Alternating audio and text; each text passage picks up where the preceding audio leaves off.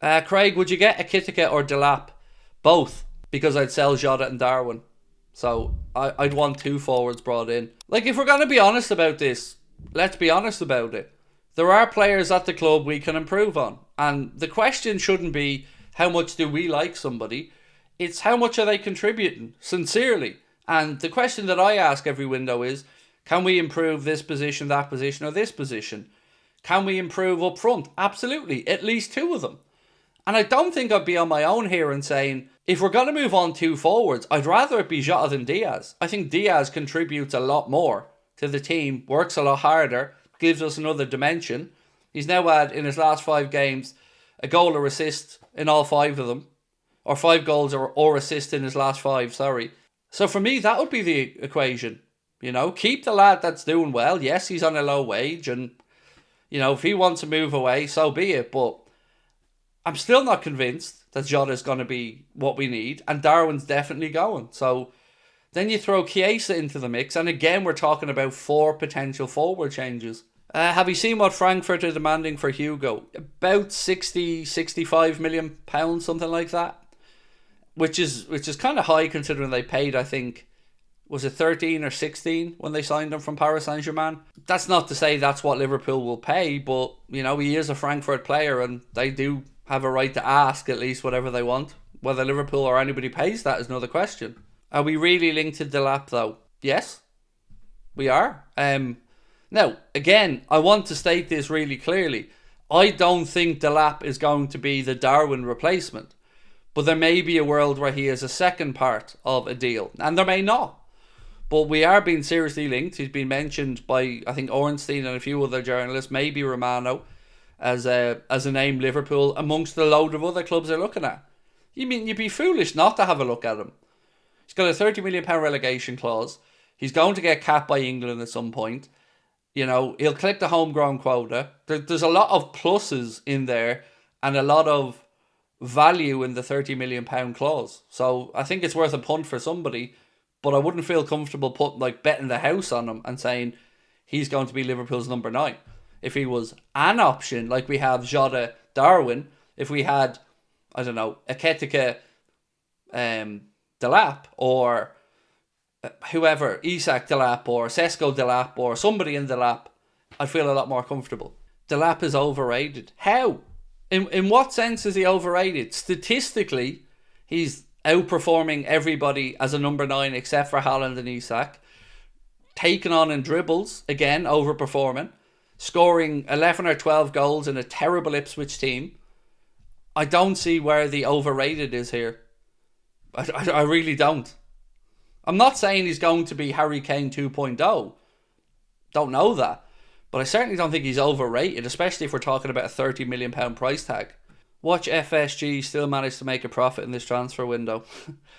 Well, nothing would surprise me with these owners, mate. But we are going to have the net spendometer running, just out of curiosity, to see what we do this summer and what we do end up spending roughly net. Where does Ekitike play at? Through the centre.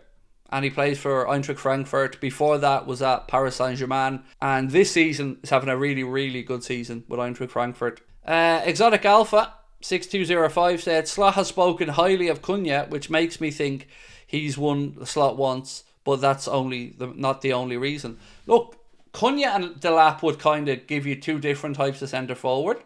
Cunha being the more Bobby Firmino-esque, Delap being a kind of Jamie Vardy regen type. That's why I like the idea of Delap being one of the options as a secondary striker if we sell 2. By the way, if you want to just see one quick thing about Hugo Ekitike, just search his goal against Spurs midweek and you'll see what a tidy finish it was, because he didn't just rely on power either. He placed that into the far corner and it was a good run and a very good finish. Who will be the new wingers? Well, maybe nobody. Like, if Diaz and Gakpo stay, and Gakpo will certainly stay, and Salah stayed, I don't know where the space is for the wingers. Now, if we lose Diaz, absolutely, we need somebody, but I don't know who. What is your dream Liverpool attack next season? Dream attack would be Isak or Julian Alvarez through the centre, Salah on the right, Gakpo on the left probably. And no Gakpo, then I'd like Nico Williams. Liverpool prophet said, Craig, the only one I see leaving strangely is Nunez. I think the likely two to go are Diaz and Darwin. But the two I would like to go are Diaz and or Darwin and Jota. But I think Diaz, there's just the links to Saudi aren't going away for Diaz. The Barcelona stuff looks like it's dried up. And again, with him being 28, Liverpool may look at it and think, well, we need to sell this summer. I would like to see Diaz extended and kept at the club because I rate Diaz. But I think Diaz and Darwin would be where my guess would be of the forwards. On Chiesa, link with AC Milan that I'll talk about in a video I'm going to record in about 20 minutes. Is he better than Omar Marmoush? Are we talking about Hugo Ekitike? Don't know. Haven't seen enough of him playing. I would have watched a lot more of Omar Marmoush, so honestly, mate, don't know. Watched Cunha a lot recently amid the links, and he looks very much like Firmino. Yeah, the first time, I didn't really ever give too much thought to Matheus Cunha until somebody in our chat one day said he's like a Bobby Firmino regen. And then when I start looking at him in that kind of mindset, my view changed on him and I could see it. And once I seen it, I couldn't unsee it. Alvarez or Isak if we had the chance at one. Alvarez for me because he's more robust. If you could guarantee me Isak stayed fit, then Isak because he's the real deal as well. But I really like Julian Alvarez. And you can go back to when Man City signed him and look at our channel. And I was saying at the time, damn, that's a good signing and really good business as well at the price they were getting him. So, yeah, I would take Julian Alvarez over Isak personally. You think he'll go in for a striker? 100%, without a shadow of a doubt. 1 million. Like, absolutely, we're getting a striker. No doubt in my mind. How much would you pay for Alvarez? Well, he went last summer for €95 million from Man City to Atletico Madrid. So, yeah, I don't think it's possible.